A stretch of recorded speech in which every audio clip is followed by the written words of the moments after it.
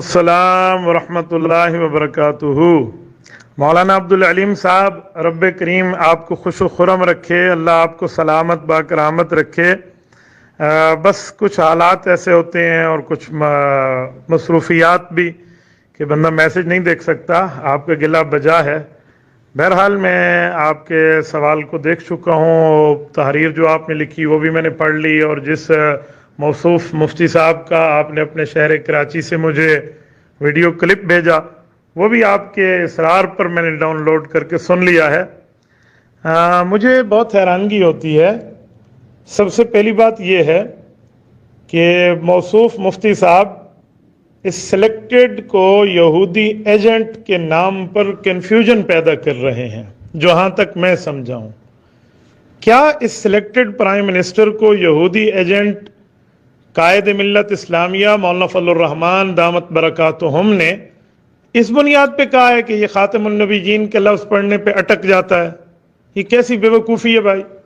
مولانا کا تو تقریباً 1.5 دہائی قبل یہ جو ہے نا کیا کہتے ہیں موقف ہے، یعنی تقریباً 15 سال پہلے انہوں نے موقف قائم کیا ہے، اور ان پر دلائل، ان کے پاس اس موقف پر دلائل موجود ہیں، اور انہوں نے پاکستان کے ایک ایک کونے میں ہر فورم پر، چاہے وہ حکومتی ہو، چاہے وہ سرکاری، غیر سرکاری، نیم سرکاری، چاہے عوامی چوک چوراہے پر، میڈیا پر، پرنٹ میڈیا، الیکٹرانک میڈیا، ہر جگہ پر جا کر حضرت مولانا نے اس پر دلائل قائم کیے ہیں، اور باقاعدہ انہوں نے پروف دیے ہیں۔ CFI conservative friends of Israel کی پوری پکچر فلم بتائی ہے، اور یہ نیشنل چینل پر بھی چل گیا ہے، اور باقی ایک ایک جگہ پہنچا ہے۔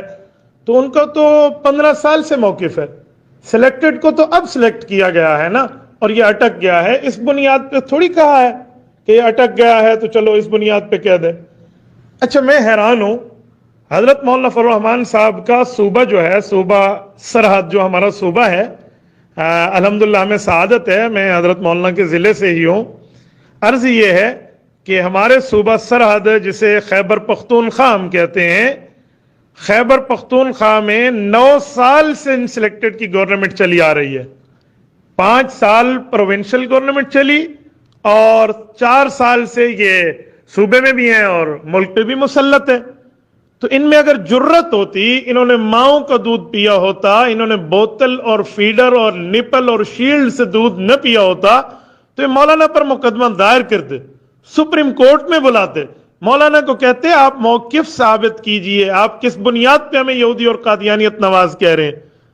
مولانا ان کو آ کر دلائل سے سمجھاتے، نہ انہوں نے کوئی فورم قائم کیا، نہ انہوں نے کچھ اور کیا۔ تو مولانا کو تو بہت پرانا موقف ہے، اور یہ موصوف مفتی صاحب کی بات سن کے میں بہت حیران ہو گیا یار، یہ ان کے وکیل بنے ہوئے ہیں۔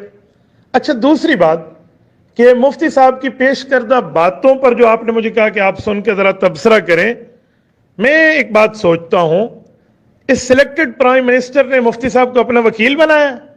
یہ تو وکیل بلا توکیل بنے ہوئے ہیں، اور کیسے وکیل ہیں؟ موکل کی بات کو سمجھے بغیر آگے چلا رہے ہیں۔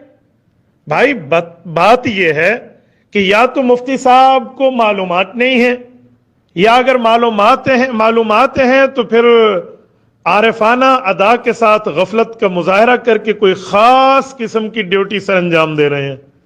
آپ دیکھیں نا، اس میں لفظ کہتے ہیں بھائی عمران خان 100 بار بھی اٹکے تو کوئی مسئلہ نہیں ہے۔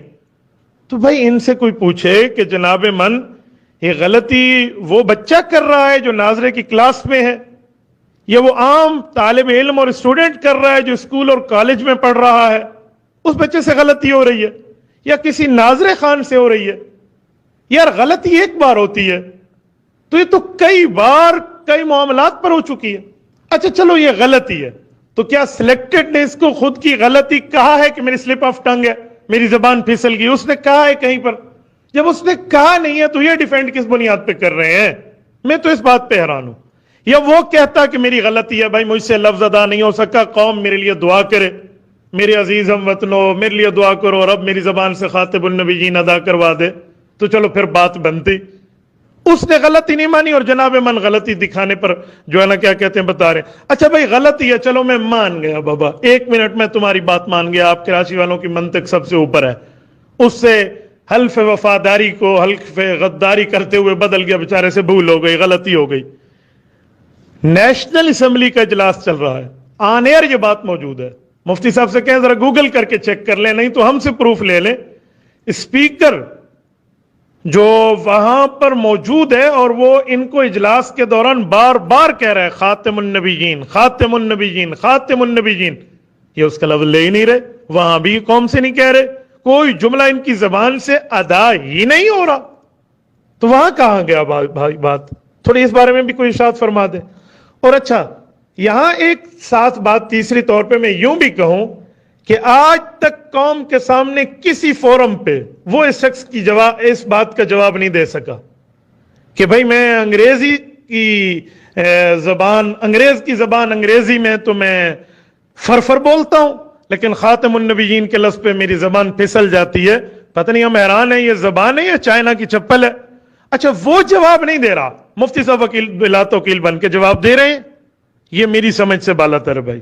اچھا خالی جواب ہی نہیں ہے، جو آپ بتا رہے ہیں، جو آپ نے ساتھ لکھا کہ اس کی بڑے پیمانے پہ تشہیر بھی ہو رہی ہے اور اس کو یوتھی اینڈ کمپنی بھی لے کر چل رہے ہیں ہمارے ایک مفتی صاحب کی اس انوکھی منطق کو.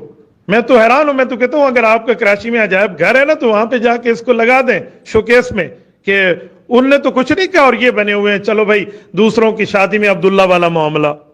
تو بھائی مفتی صاحب کیا کر رہے ہیں آپ؟ کہاں بیٹھے ہیں آپ؟ کیا معاملات ہیں آپ کے؟ اور ایک جملہ یہ بھی جو آپ نے مجھے کہا کہ میں مفتی صاحب کے پاس جاتا رہتا ہوں. بھائی عبدالعلیم میں آپ کو ایک جملہ کہہ رہا ہوں، آپ عالم دین ہیں، آپ نے شریعت پڑھی ہے، سمجھیے میں اشارے دے رہا ہوں، میں ڈیٹیل نہیں دے رہا، یہ ہائی لائٹ سمجھ لیں، ورنہ تفصیلات تو اس پر اگر مفتی صاحب سامنے ہوتے نا یا میرے سامنے اس طرح کی کوئی بات ہوتی تو پھر آپ کو پتہ ہے میں صدیقی نسل ہوں اور قریشی رگ پھر پھڑک اٹھتی ہے، تو پھر مجھ سے جو ہے نا ان معاملات میں کھلی بات ہوتی ہے کہ 6 لاکھ علماء کا قائد ایک طرف ہے اور آپ ایک طرف 1.5 انچ کی اپنی دکان بنا کر بیٹھے ہوئے. تو آپ کہہ رہے ہیں ہم جمعہ میں جاتے تو مفتی صاحب کے ساتھ آپ کی جو مجلس لگتی ہے تو ان کو ذرا کہیں کہ مفتی صاحب یہ مسائل اپنی جگہ، اس کے ساتھ آپ کے دینی مسائل اور دینی عقائد پر جو آپ ڈنڈی مارتے ہیں نا، اور ہم خاموش ہیں کہ آپ کے اوپر اپنوں کا لیبل لگا ہوا ہے، تو یہ ڈنڈی مارنا ذرا چھوڑ دیں، یہ پرہیز کرنا چھوڑ دیں. اہل حق علماء کرام تشویش میں چلے جاتے ہیں کہ ان کو کیا ہو گیا ہے، کون سا کام ان نے سنبھالیا یا کون سی خاص ڈیوٹی سر انجام دے رہے ہیں. تو ان کو کہیں مفتی صاحب آپ کچھ معاملے کے ٹھیک پہ چلیں، اس ڈگر پہ نہ چلیں. اگر آپ کو دینی عقائد اور مسائل میں اہل حق کے دلائل معلوم نہیں ہیں تو فاسألوا اہل الذکر ان کنتم لا تعلمون.